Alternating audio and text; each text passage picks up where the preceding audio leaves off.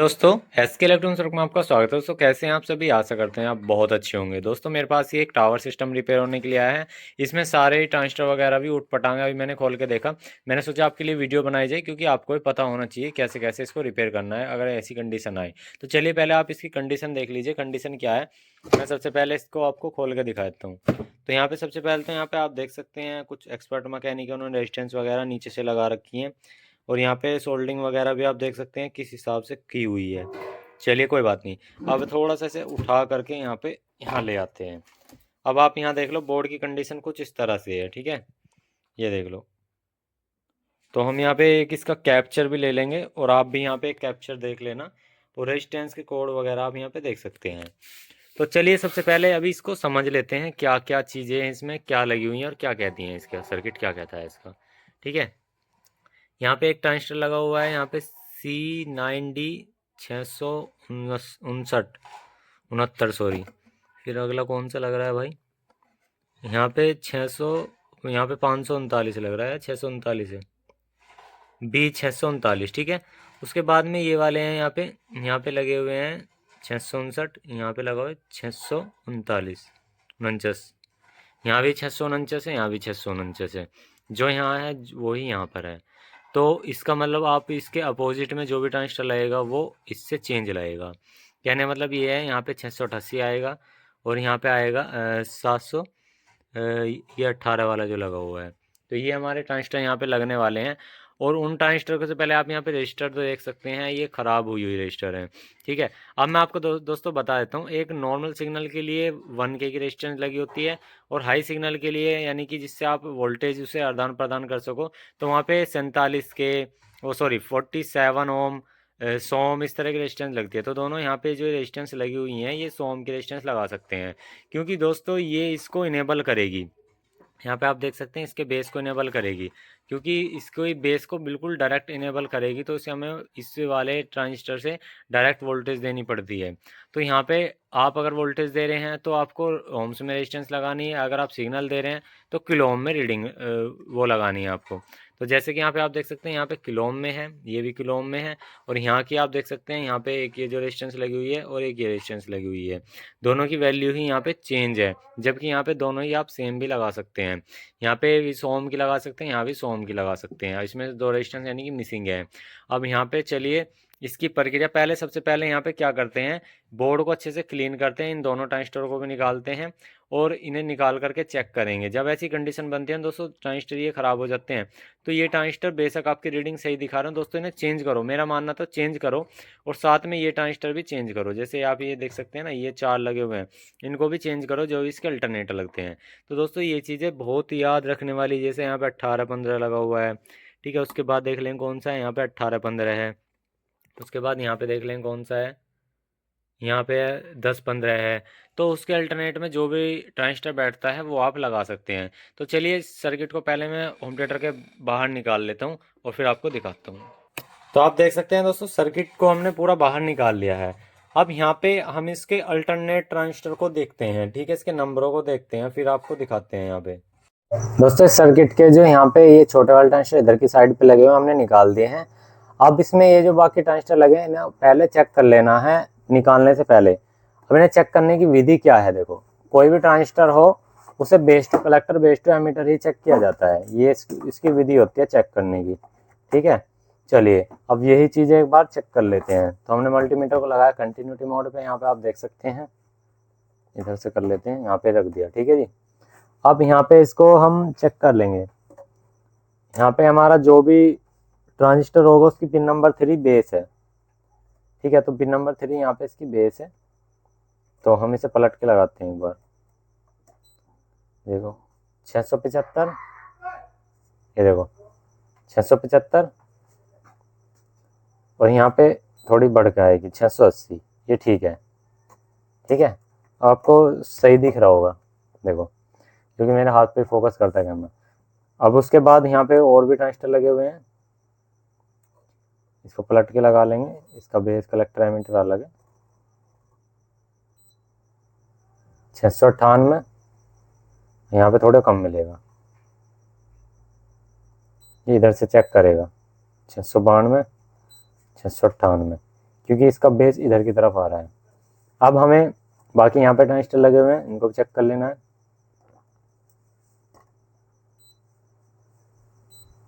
ये भी ठीक है, यहाँ भी ठीक है, यहाँ पर भी ठीक है।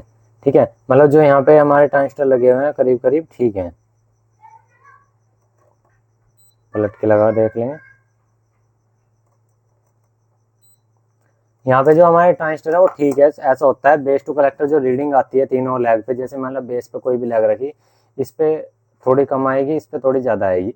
कम ज़्यादा क्या सीन है, कलेक्टर पे हल्की कम मिलती है और एमीटर पे थोड़ी ज़्यादा मिलती है। कंपेरिजन अगर इनका करा जाए तो एमीटर और कलेक्टर का, तो ये ट्रांजिस्टर को चेक करने की एक विधि होती है। फिर उनमें कलेक्टर और एमीटर में कोई भी रीडिंग नहीं आनी चाहिए शॉर्टिंग वाली, बस ये चीज़ें होती हैं। अब ये इन चीज़ों में ये बिल्कुल पास है। अब यहाँ पे जो दोस्तों छोटे वाले ट्रांजिस्टर लगे हुए थे, हालांकि ये वाले भी ठीक हैं, लेकिन हम इन्हें चेंज कर लेंगे, लीकेज हो सकते हैं, इन्हें चेंज कर लेंगे। और हम बड़े वाले भी, बड़े तो इसके अंदर है ही नहीं, कस्टमर पहले निकाल के लाया, तो हम इनके अंदर जो लगाने वाले हैं, एक एनपीएन ट्रांजिस्टर लगाएंगे, एक पीएनपी ट्रांजिस्टर लगाएंगे। तो यहाँ पे एक लिया हमने 1941, एक लिया C5198। यहाँ पे ये एनपीएन ट्रांजिस्टर है, ये एक पीएनपी ट्रांजिस्टर है, जो कि इनकी इक्वलेंस के हिसाब से मैं आपको दिखा देता हूँ। देखो हमने निकाल भी रखा है। जिसमें पहले लगा तो B688, उसकी जगह हम 1941 लगा देंगे, जो कि दोनों का पिन आउट सेम है, बेस कलेक्टर एमीटर। और यहाँ पे एनपीएन है ये वाला 718, और ये NJW0281B और 5198 भी दोनों सेम है, सारे एनपीएन है तीनों। तो इसकी बेस कलेक्टर एमीटर इसकी भी सेम है। ठीक है, हालांकि इसके एम पे थोड़े कम है, NJW का थोड़ा ज़्यादा है, और 5198 के ये प्रॉपर है 718। तो 5198 में बिल्कुल प्रॉपर इसके उसमें लगा देंगे। रही बात अब दूसरों की, तो यहाँ पे अब यहाँ पे आप देख सकते हैं, यहाँ पे जो 669 वाला है, तो उसकी जगह BD139 काम कर जाएगा।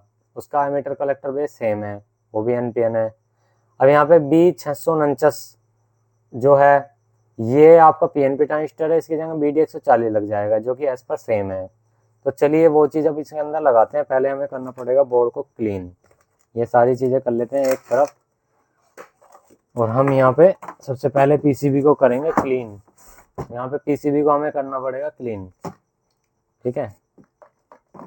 इसमें लिक्विड नहीं है, हम पीसीबी क्लीनर लेंगे और एक ब्रश लेंगे। हमने यहाँ पे पीसीबी क्लीनर मारा, तो जितना हो सकता है वो साफ कर लेना है। ये देखना है रेजिस्टेंस फूकी हुई तो नहीं है।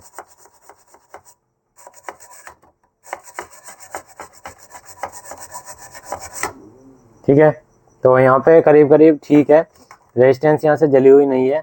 बाकी जो यहाँ पे एक आपकी जो यहाँ पे 47 ओम की रेजिस्टेंस है, वो रेजिस्टेंस लगा देंगे। ठीक है, और बाकी जो दूसरी रेजिस्टेंस है वो हमारी 100 ओम की रेजिस्टेंस है, वो रेजिस्टेंस भी यहाँ पे लगाएंगे। तो चलिए यहाँ पे 47 ओम की रेजिस्टर लगा लेते हैं। ये आप देख सकते हैं येलो, और ये यहाँ पे आप देख सकते हैं बैंगनी है, और ब्लैक वाला है, काले वाला। तो यहाँ पे हम 47 ओम की रेजिस्टर लगा लेंगे। ठीक है, जहाँ से जोन सी रेजिस्टेंस है नहीं है। यहाँ पे हमारी 100 ओम की है। उसके पहले पीसीबी के ट्रैक जो है वो क्लीन कर लेते हैं। यहाँ पे आप देख सकते हैं काफ़ी ज़्यादा ट्रैक्स जो हैं गंदे हैं, इनको भी क्लीन कर लेंगे। चलिए ये जो चीज़ें हैं पहले इन्हें लगा करके आपको एक बार दिखाते हैं, ठीक है।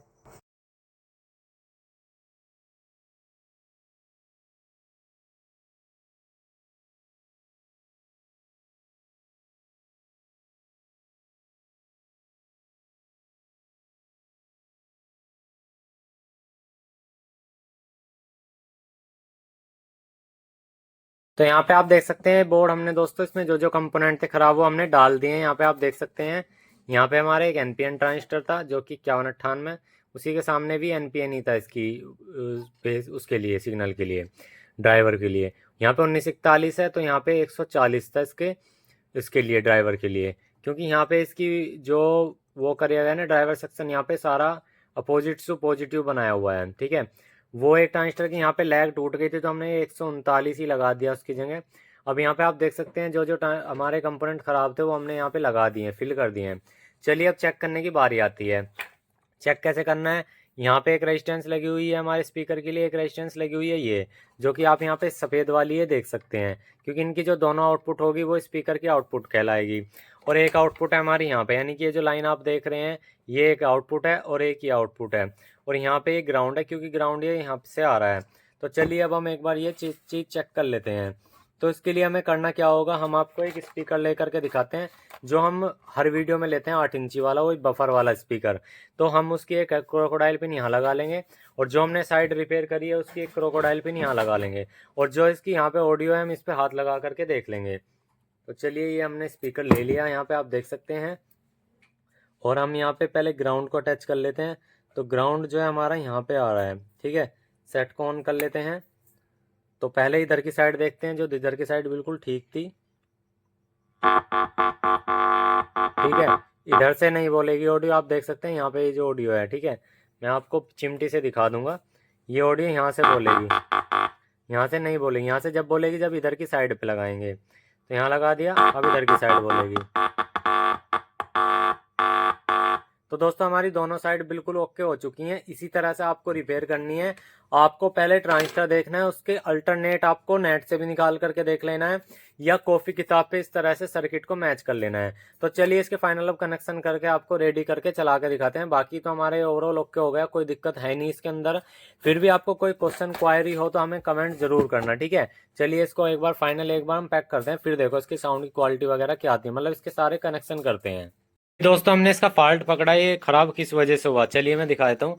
अब मैंने ये वाली साइड चालू करी है, मैं आपको इस पे आपको अपने वाला बफर लगा करके दिखा देता हूँ। देखो ये मैंने साइड चालू करी है ना, मैं इस पे अपना बफर लगा के दिखाता हूँ। ये ग्राउंड हो गया, ये वाली साइड होगी, ये देखो, ठीक है, परफेक्ट चल रहा है। और जैसे ही मैं ये वाली साइड लगाता हूँ, सीरीज में लगा हुआ है, ये देखो बल्ब जो है ना ग्लो होने लगता है इस तरह से। क्यों होता है, इसका जो स्पीकर है ये मेन स्पीकर है, आप देख सकते हैं ये मेन स्पीकर। इसकी जो रीडिंग है दोस्तों, ये रीडिंग ये आ रही है भाई, ये इसका ग्राउंड जहाँ पे लगा हुआ है और ये इसकी रीडिंग है, ये देख लो 0.004 के आसपास। इसका मतलब क्या है कि जो इसका इंटरनल स्पीकर है वो शॉर्ट है, इस वजह से ये चैनल खराब हुआ। अब तो ये सीरीज में लगा हुआ था तो पता लग गया। तो दोस्तों हमारा ये चैनल बिल्कुल ओके चल रहा है। अब देखो, अब तो यहाँ पे सॉन्ग जो है बंद हो गया होगा, मैं उसको बंद चालू कर लेता हूँ, क्योंकि ये ऐसा होता है जब दोबारा रिस्टार्ट हो जाता है ना तो बंद हो जाता है एक बार सॉन्ग। ये देखो, ये देखो। तो हमारा ये बिल्कुल सिस्टम ओके है, इसमें कोई भी दिक्कत नहीं है, अब बिल्कुल परफेक्ट है। इसका स्पीकर भी साथ में बदलना होगा हमें, जब ये ठीक होगा पाएगा। तो इसका स्पीकर भी हमारा फूका हुआ है। तो वीडियो अच्छी हो तो एक लाइक कर देना, और जो चैनल पे नए हो तो सब्सक्राइब जरूर करना। Thank you for watching this video. जय हिंद, जय श्री राम।